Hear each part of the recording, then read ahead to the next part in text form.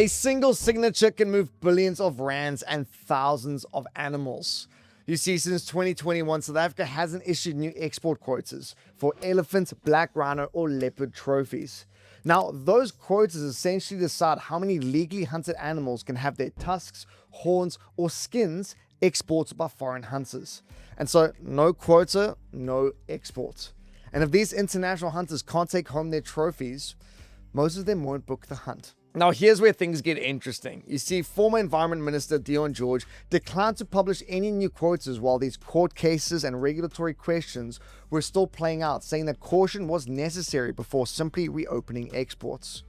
Then, towards the end of last year, he was suddenly sacked as minister by President Ramaphosa in a reshuffle that was framed around performance and internal tensions within the department. A few weeks later, draft quotas for 2026 and 2027 are officially back on the table for the first time in 4 years. Now, the new minister, Willie Okamp, has proposed allowing exports for 150 elephants, 12 black rhinos, and 11 leopards per year, subject to a 30-day public consultation. Now, the department says that the numbers align with both international rules and national population data, pointing to more than 43,000 elephants in the country and arguing that removing a small fraction of the population each year is sustainable. Now, supporters say that this 4-year freeze cost the hunting industry hundreds of millions of rands a year and put pressure on a sector that funds local conservation and supports thousands of jobs. But critics countered that the black rhino remains critically endangered and that these national population tools don't reflect whether hunting is actually allowed, and that these open systems like Greater Kruger make the real impact harder to predict. And look, because these quotas returned just weeks after the minister who delayed them was removed, the debate now carries two questions at once. Is this the right call for conservation? And what changed inside government to make it happen now? When most people hear the word sweatshop, they probably picture some Chinese factory. But what they don't picture is KwaZulu-Natal.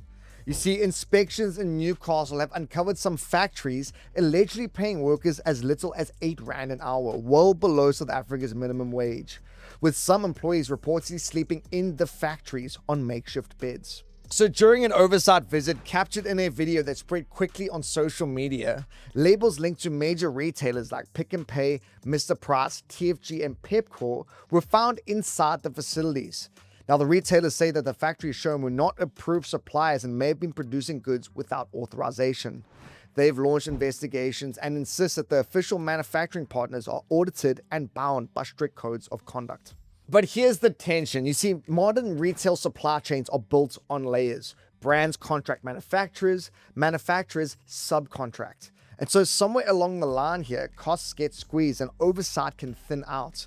And so by the time a video like this surfaces, everyone can simply point to a policy document. But critics point out, so if your price tags are in the box, it becomes difficult to argue that you're entirely removed from what happened inside the factories.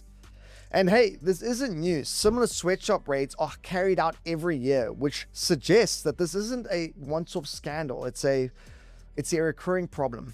South Africa's local streaming market is starting to split into very different business models. You see, on the one side, you have platforms trying to build these premium subscription-driven economies, and on the other, you have these free ad-supported services quietly growing in the background. Take a look at EVOD, owned by eMedia, the group behind ETV. They've grown to 2.2 million registered users, with registrations up 22% year on year and watch time rising by 56%. Now, it charges nothing up front, relying on advertising instead, and focuses largely on local entertainment and catch-up content. Meanwhile, Showmax, after a costly relaunch and major investment in both infrastructure and content, has been described by Canal Plus as not a commercial success, with losses widening as the new owner looks to reduce spending. Now, the contrast here isn't really about which platform offers a better model. It's about risk. You see, Showmax aims to compete at a global streaming standard, investing heavily in technology and premium content. EVOD runs a leaner operation built largely on local programming and infrastructure that it already owns. And so premium streaming demands scale and paying subscribers, but it also offers bigger upside if it works. A lighter ad-funded model carries less risk, but it usually carries less reward too.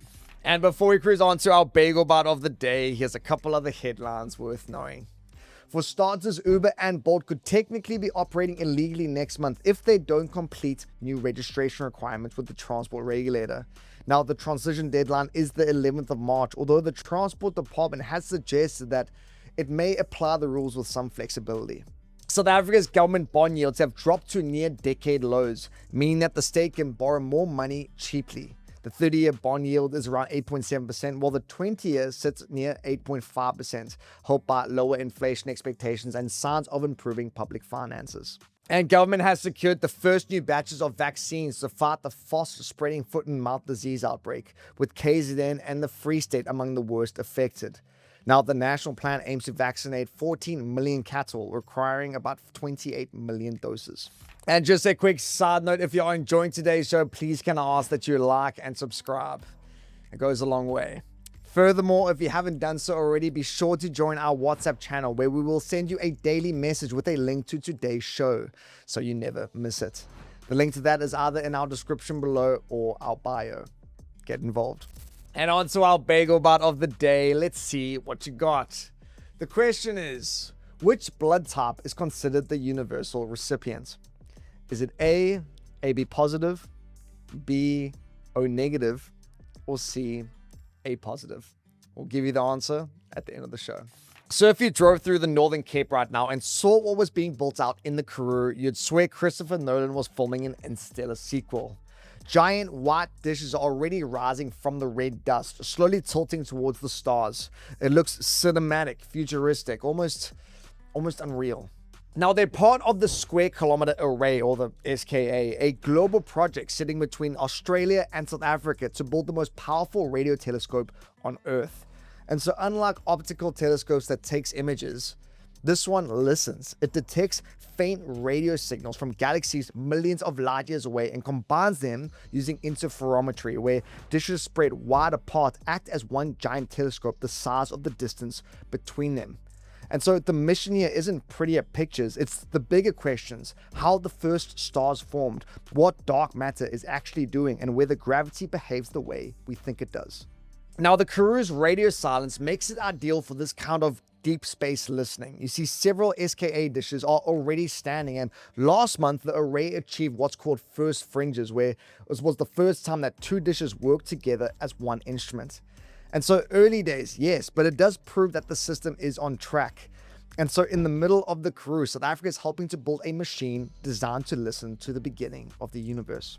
And as for that bagel bite, the answer is AB positive, the only blood type that can receive red blood cells from all the major groups: A, B, AB, and O. In other words, when it comes to transitions, AB plus doesn't have to be picky. And my friends, that's it for today's show. Thanks so much for tuning in. Hope you guys had a cracker start to the week. Remember, be kind to one another, and we will catch you all tomorrow for the next round of the good stuff. God bless.